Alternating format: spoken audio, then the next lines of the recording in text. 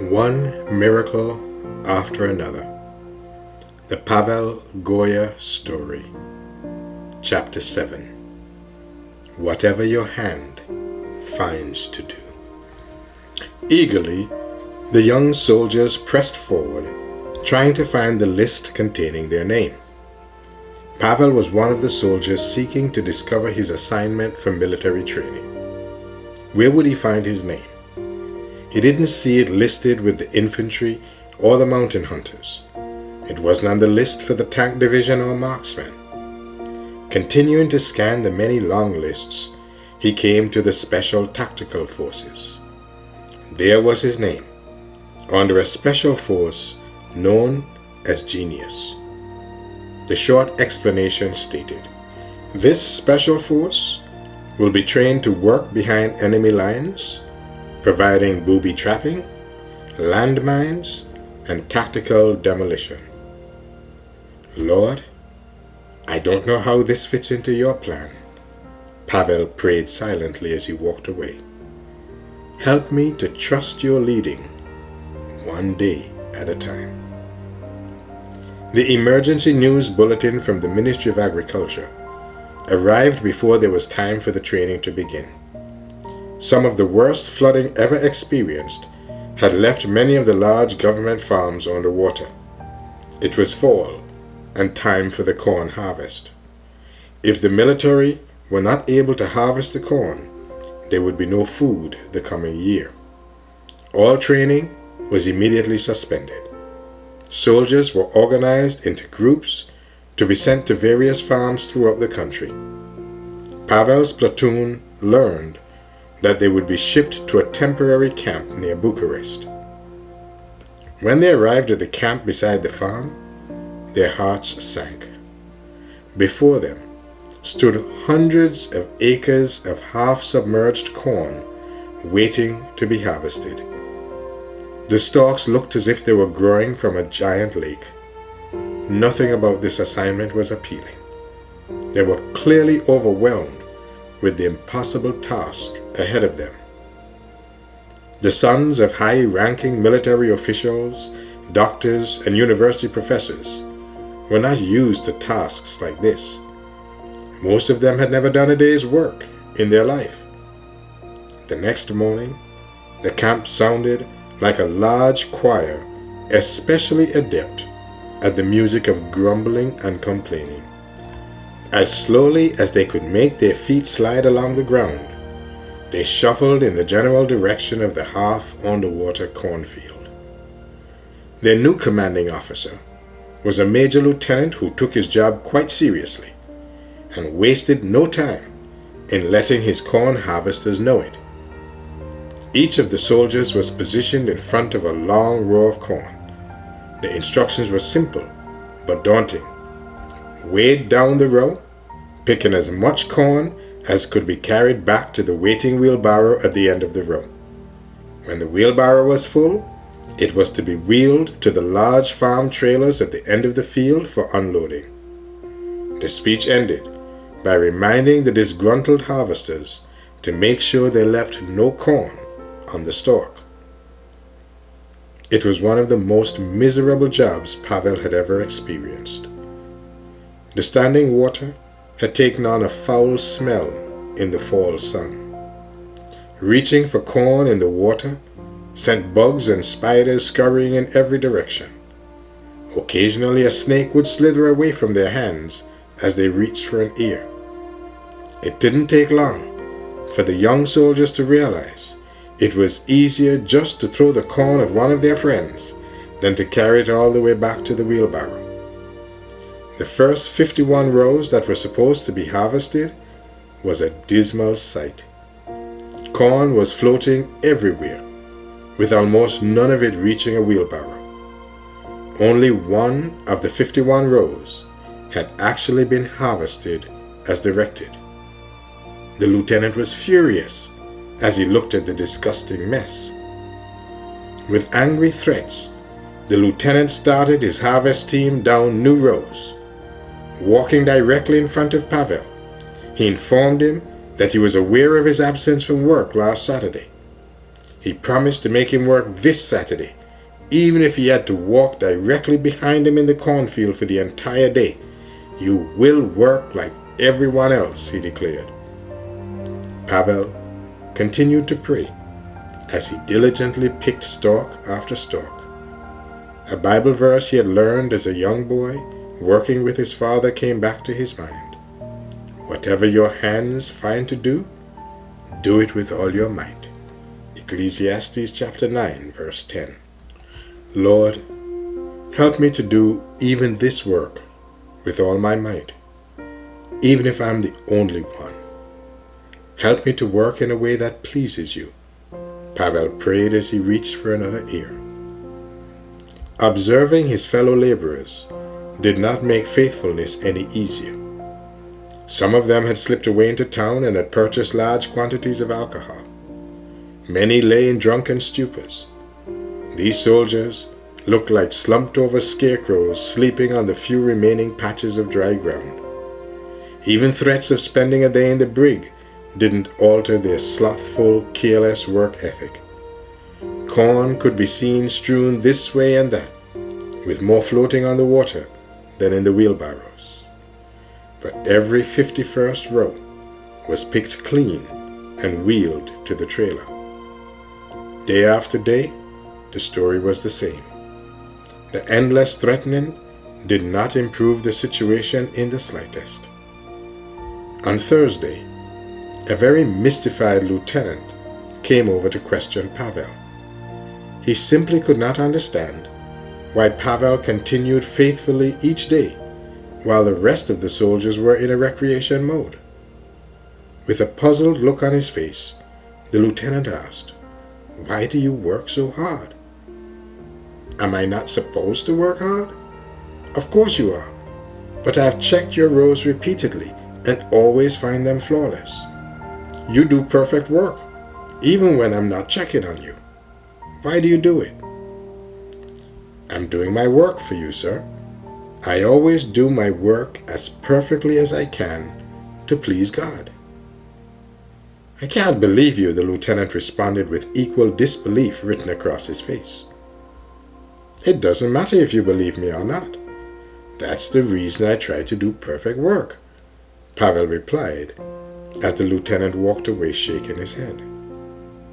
That night, sitting behind a large campfire, the lieutenant called his men into formation facing him. Attempting to motivate lazy young soldiers had not been an easy task. He was angry. "Look at me and listen carefully," he yelled. "Goya, 2 steps forward," commanded the lieutenant. Pavel stepped forward. "Do you see this soldier? Even if I don't check on him, he does his work perfectly. He has a conscience. Most of you probably don't even know what that is. You bunch of spoiled brats, children of generals, sons of royalty, offspring of doctors. You've never worked a day in your life. Do you know what honesty is? Do you know what integrity is? I'm going to see to it that you pay dearly for your no-good, worthless excuse for work. You won't be able to run to your daddy this time. Now get out of here before I beat the tar out of you," screamed the lieutenant. Friday morning, the lieutenant came up behind Pavel, soliciting his services for a new assignment. "While you're picking your row today, I want you to pay attention to who's working and who's not." "I can't do that. You'll have to find someone else," Pavel replied firmly. "How dare you tell me what you will and won't do? I'm the one who decides that," the lieutenant replied indignantly. "I think if you put yourself in my shoes, you would understand. You have a family, so you must have a heart. You must know the position that puts me in. I can't be your informer." After a long pause, the lieutenant conceded. "I know, I wouldn't want to do it either. But I want you to know right now that you're not going to get out of your work on Saturday. I intend to see to it that you work your shift like everyone else.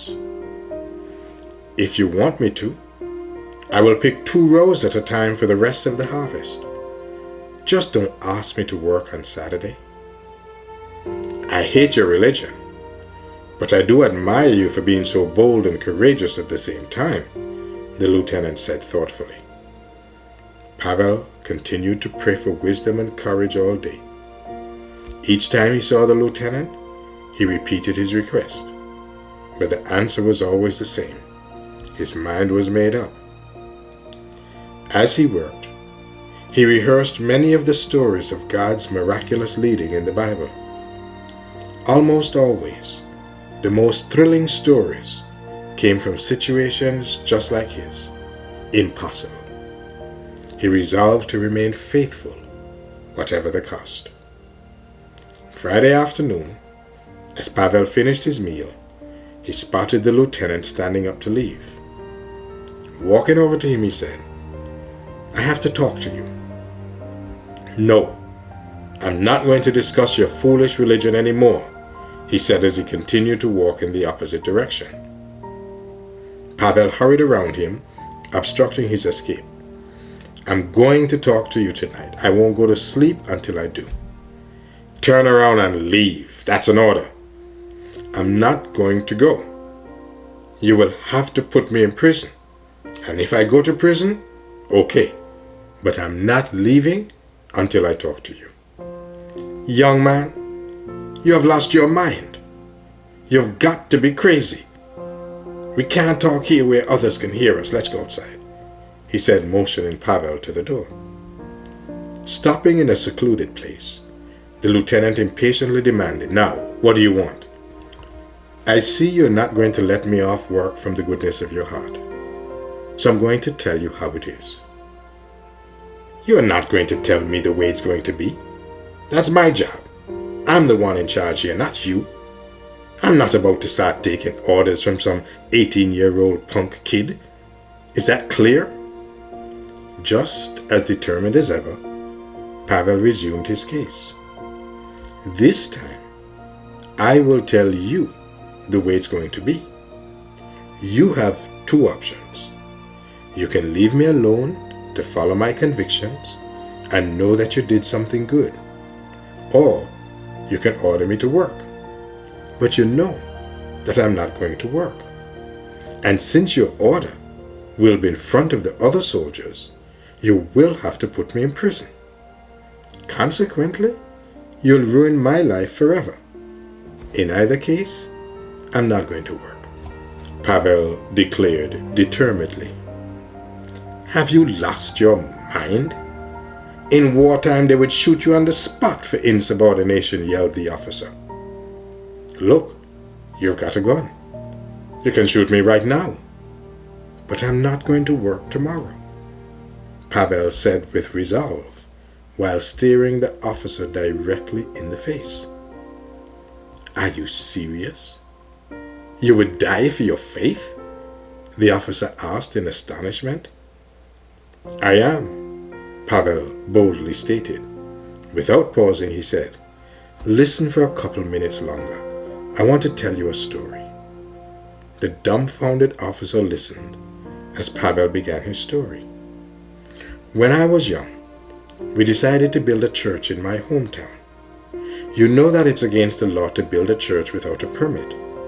You also know that a permit would never be issued to build a church, no matter how long you waited. So we decided to proceed without one, building the church at night in silence." Seeing that he still had the lieutenant's attention, Pavel continued. "The members divided themselves into groups of 25, working in a rotation schedule. On the night we were to work, we arrived a little before 11 p.m. so that our eyes would be accustomed to the dark when it was time to begin. We worked through the night until 5 the following morning. We used no power tools, hammers, or anything that would cause suspicion. It was slow and tedious, fastening everything with long screws by hand. But after 3 months, most of the walls were up." The lieutenant stood motionless as Pavel continued his story.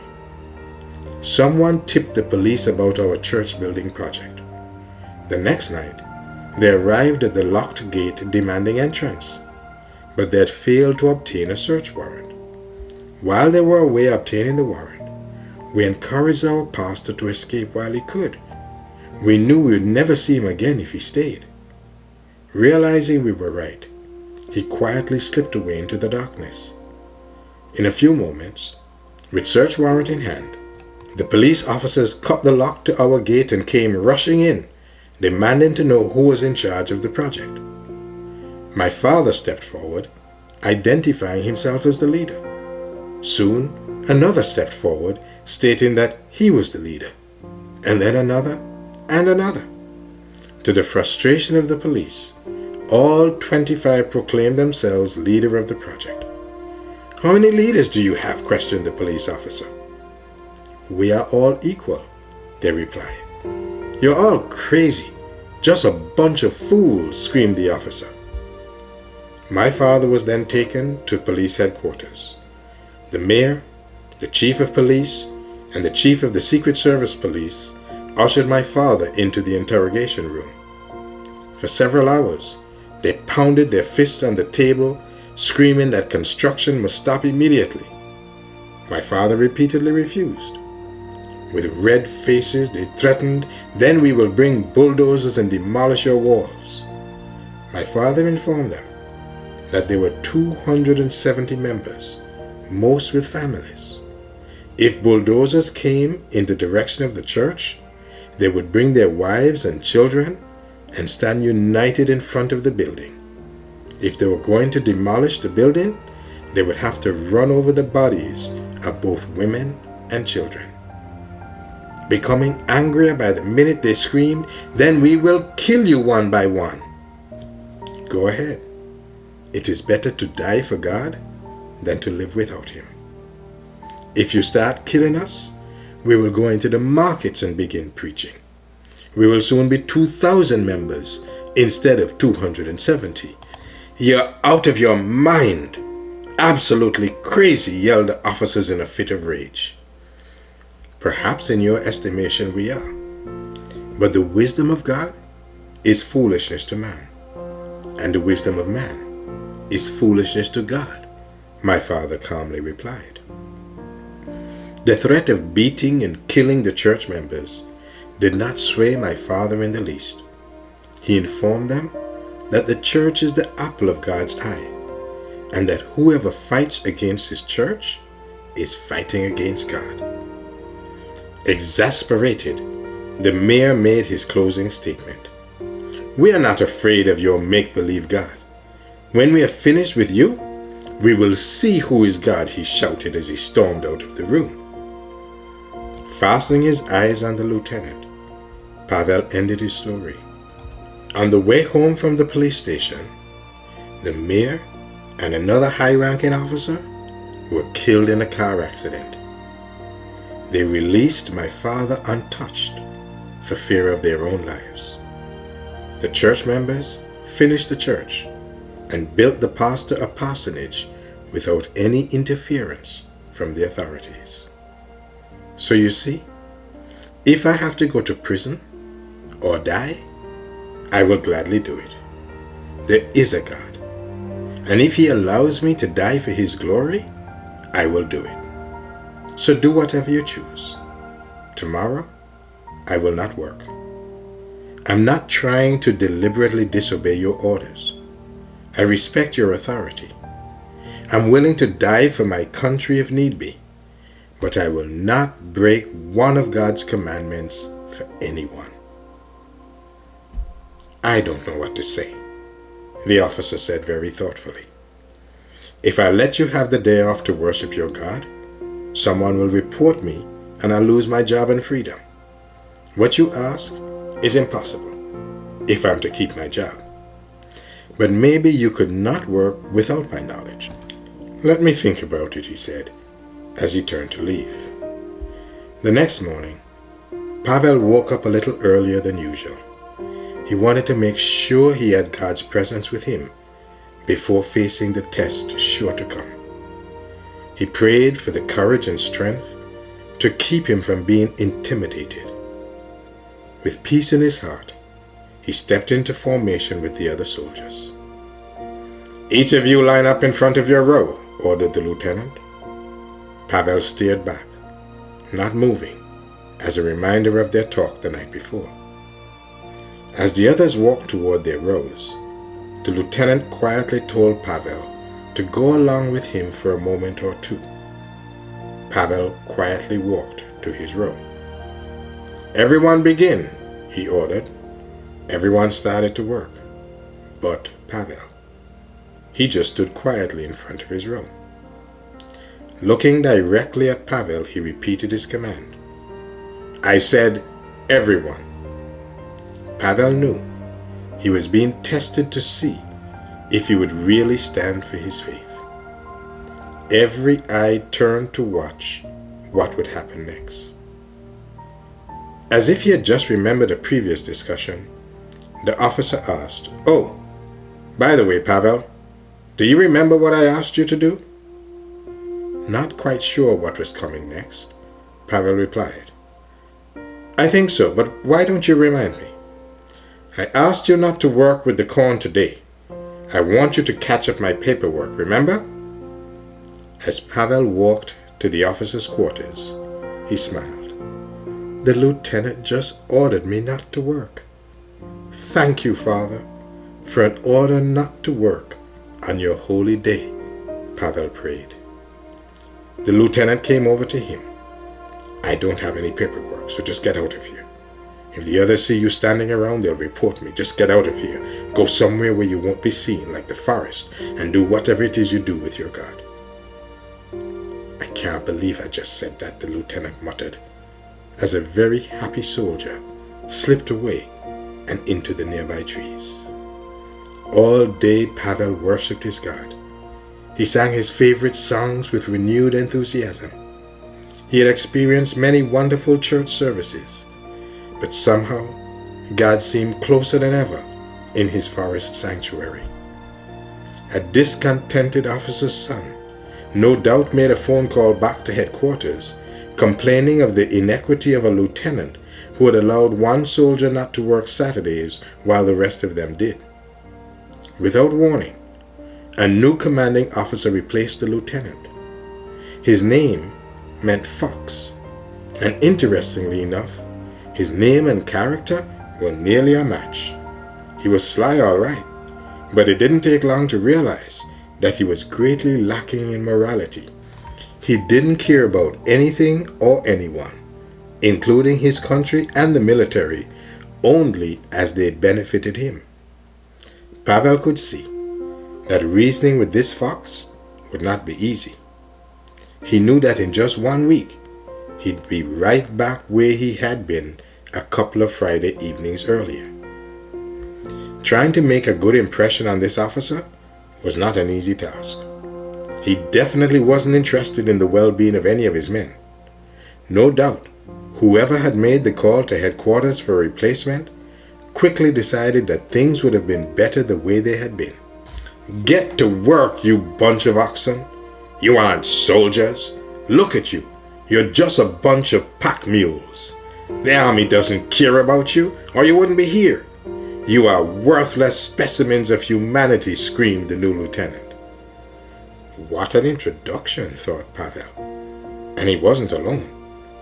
Every other soldier would have gladly traded for the first commanding officer. It would have been humiliating enough to have listened to his initiation speech at the beginning of the day, but it went on and on all day long. When he thought additional emphasis was in order, he would add an expletive or two. Everything that came out of his mouth was demeaning. All day they endured his constant belittling and harassment. If any soldiers had hopes of things improving at the end of their day at work, they were mistaken. Commanding them to station themselves by their personal belongings, he began the next phase of his campaign. "Let me see who has some good food.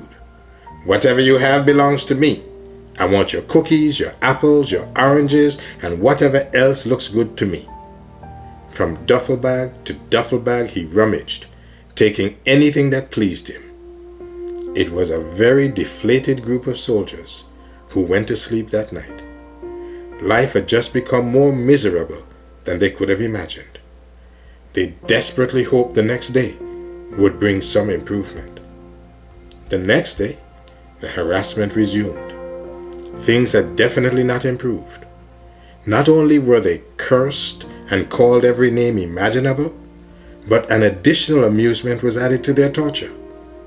Perhaps in a bad dream, the fox had decided that he could make life even more miserable for his oxen if he would throw things at them as they worked.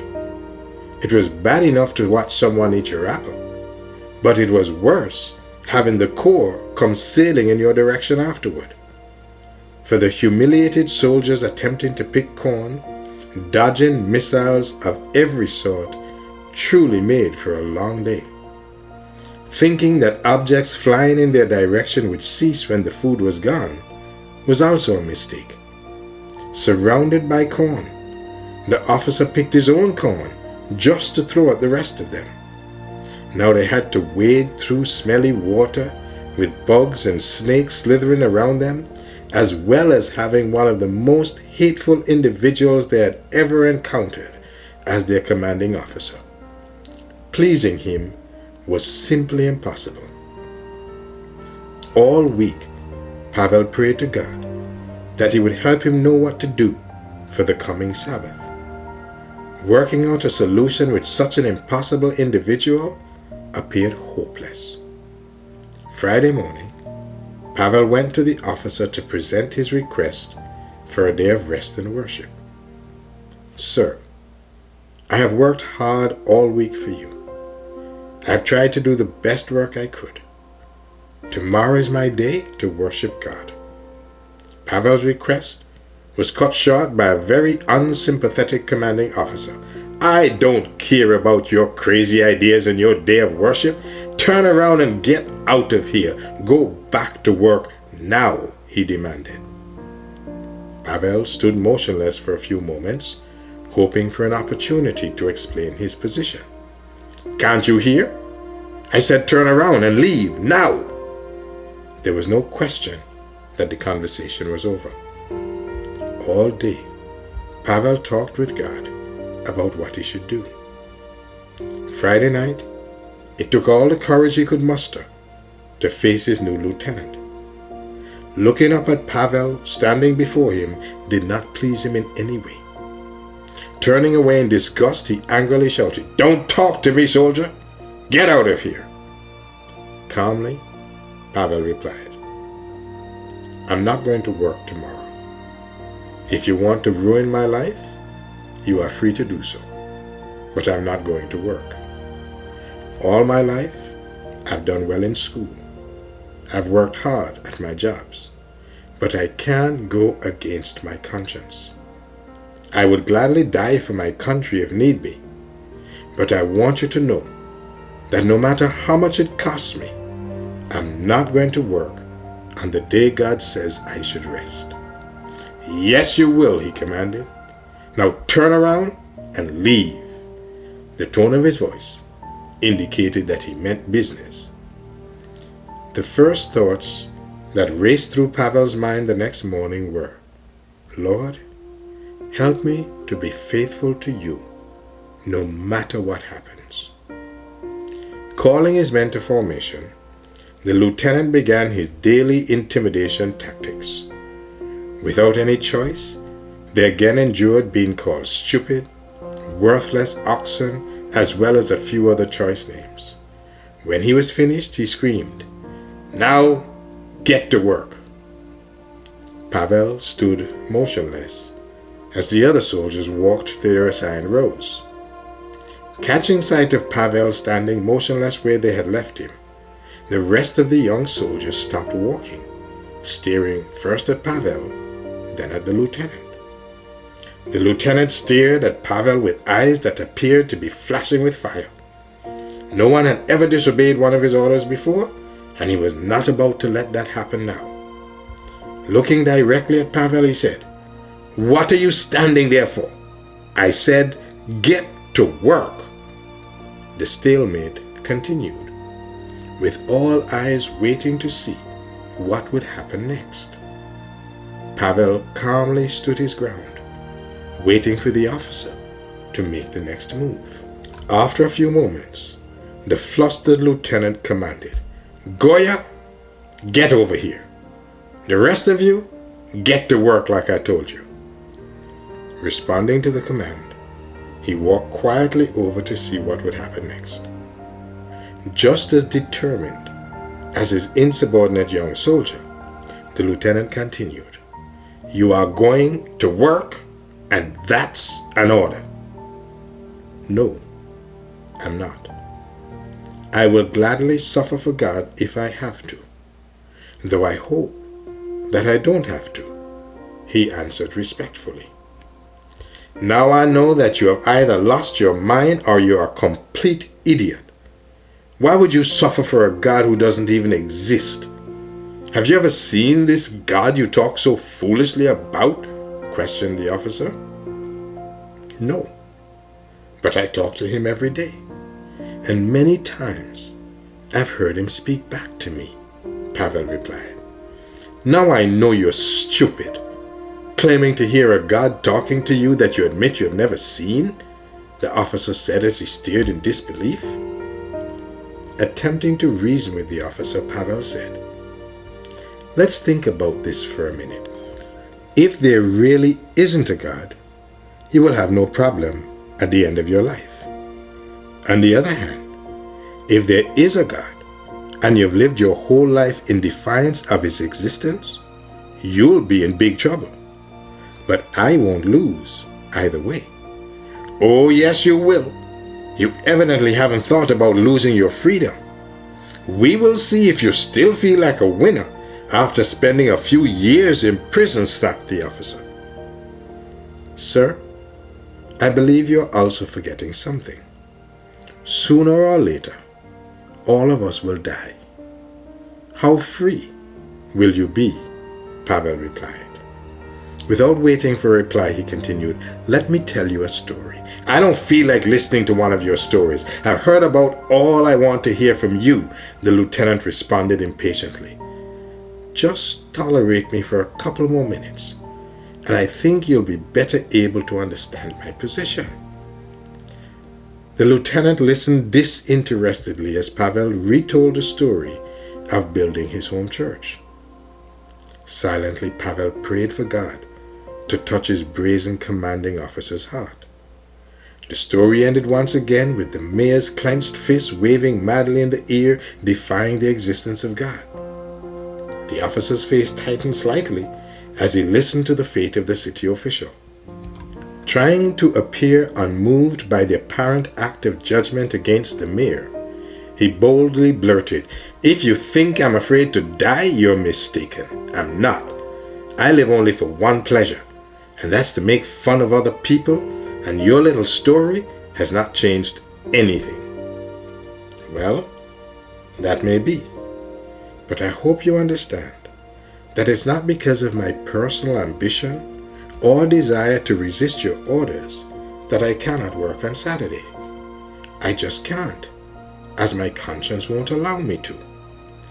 "You are about the stupidest person I've ever met," replied the officer. After studying the sincerity in Pavel's face for a few moments, he said, "But I'm not going to put you in prison. I don't care about you or your God. I only care about me."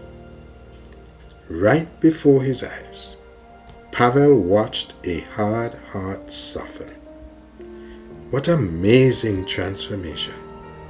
Silently, Pavel praised God as the lieutenant continued, "This is the way it will play out. If someone were to report me for not making one of my soldiers work, I would be considered a weak and inferior officer. When the time for my review comes, I would most assuredly be demoted. But this is the way I'm going to work this out for you. When I order the others to go to work, I will assign you the shopping detail in town." Pavel interrupted, "I hope you understand that I won't do any shopping either. It's God's day." "You stupid soldier, just get out of here.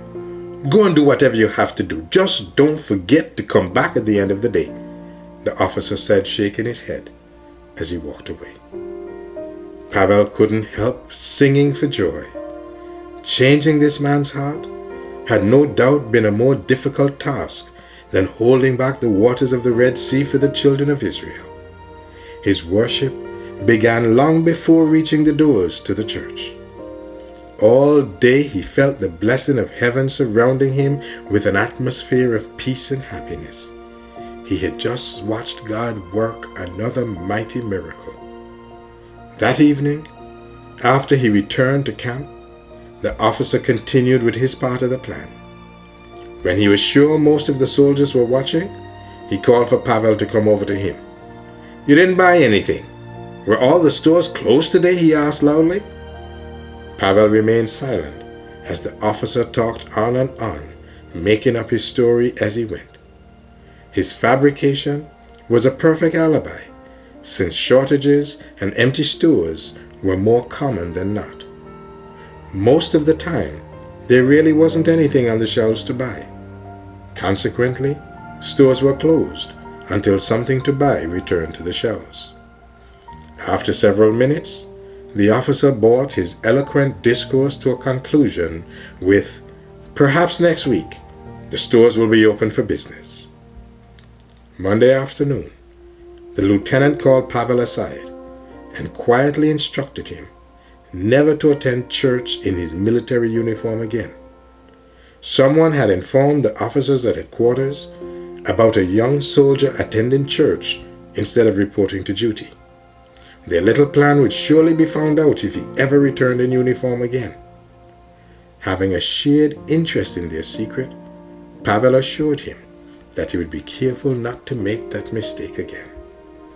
All week, Pavel worked with a light heart, knowing he didn't have to worry in the slightest about the following Sabbath. In the hearing of most of the other soldiers, he had been commissioned to return to town. Wading through mud and waist-deep water filled with insects and snakes didn't seem half as bad as it had in the beginning. Pavel knew God was blessing him in his desire to put him first. As Pavel made his way to town the next Sabbath, he knew it would be his last opportunity to attend church. The month of farm work had come to an end. Thoughtfully, he recounted each of the ways God had blessed him the past 4 weeks.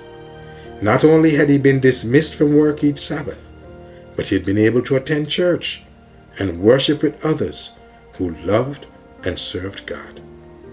This truly was no small miracle while serving in the communist military in Romania. "I wonder what I will face when I get back to the garrison," Pavel thought as he made his way back to camp. The end of chapter 7. One miracle after another. The Pavel Goya story.